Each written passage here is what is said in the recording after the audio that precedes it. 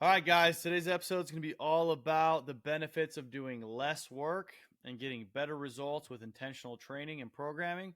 We'll be looking at different ways, various ways you can optimize your training to focus on quality over quantity, and how this can help you get towards your goals and be more successful with less burnout, injury, or issues as you go along that journey.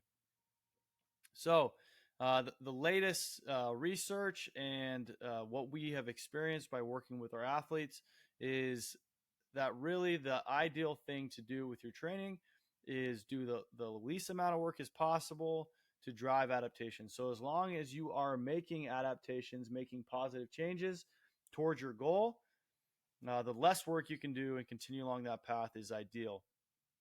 So what we tend to find is people think that more is the answer. This is very common. You see it in a lot of different types of methodologies, in CrossFit, in strength and conditioning programs that don't understand the adaptation principle or are not sure how to effectively apply it.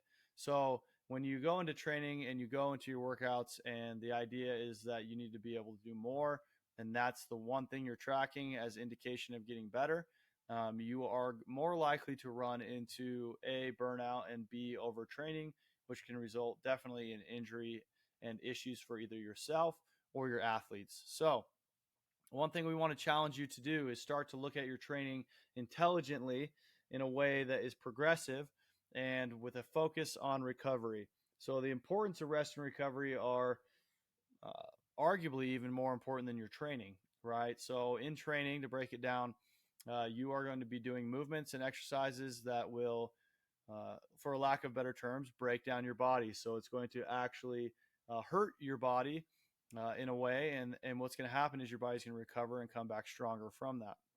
So with that in mind, it's easy to start to think about how if you are driving that body too deep, and not providing it with what it needs, adequate rest, sleep, recovery, nutrition, you're going to run into, you get too deep in that hole, and that's going to result in a performance decrease. So if you just want to talk about performance, but also injury.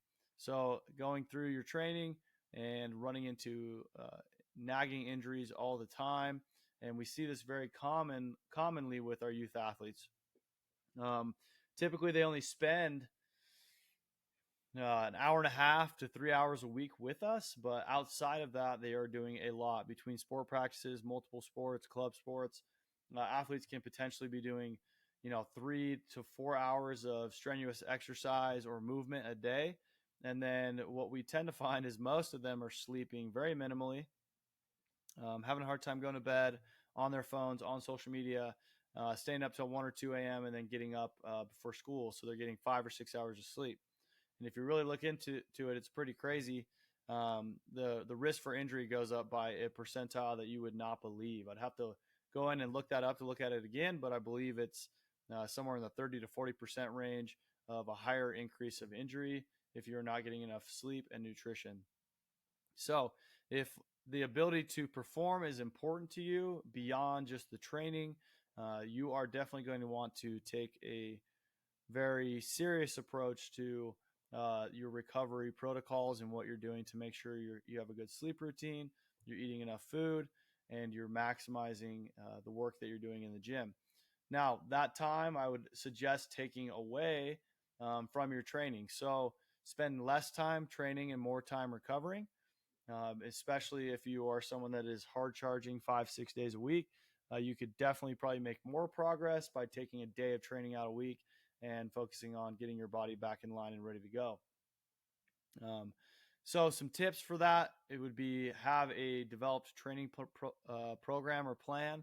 Work with a coach that is very fluent with adaptation and the human body and physiology and how that works.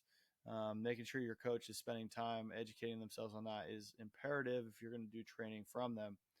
Again, it's important that you have as much time for recovery as you do for training, because it's very common. You guys see it all the time.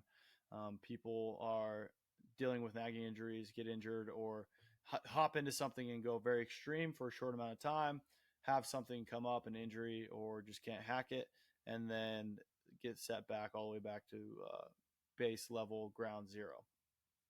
So, having an intelligent training program, actually having a program for your recovery, or at least guidelines, daily goals that you're putting out there. Tracking your nutrition is going to be huge, especially. I don't necessarily want to say that everyone needs to track their nutrition all of the time, but it is always very insightful every once in a while to track a week or two, see where you're at, and make modifications and changes based on the results, because you'd be pretty surprised if you actually went through and tracked your nutrition and how much sleep you're getting. So invest in any type of technology. I use the Whoop band, so I have a good idea of where my body's at each day. There's a lot of different ways to track that. If you're an adult, that's a great way to get started in doing that. You can download different apps to track your nutrition. And there's a lot of different tools out there now for you guys to use to get better at this. So, moral of the story is that more training is not better. Better training is better. It makes a lot of sense when you actually think about it, but people get stuck in the idea that doing more and more and more all the time is going to be what drives them to the next level. So I want to make you guys aware of that. And especially if you're a youth athlete listening to this, or a parent of the youth athlete, making sure you're putting as much emphasis on the recovery side of things as you are the training and on the sport. Your athlete's going to get their best performances. They're going to stay healthy, and they're going to enjoy the sport much longer into a fuller capacity when you are focused on these things as well. And it is something that we most commonly seen overlooked or not even thought about at all. So I would encourage you guys to try that out. Send me some messages. Let me know what kind of different ways you implement this and work on it. But again, less is more in a lot of different ways. That's why when kids come in and train with us, we're in and out in 45 minutes to an hour. We're hitting all the buckets that need to be hit, and then they are allowed to roll out, recover, and given some advice on what to eat and what time to go to bed and whatnot. So this is one easy way, well, not easy, but an easy idea for you guys to implement to take your performance to the next level. And I appreciate you guys tuning in for a minute to listen to that. Again, we just see a lot of issues with it, and it's something that needs to be talked about, and people need to be educated on that recovery is number one, training is number two.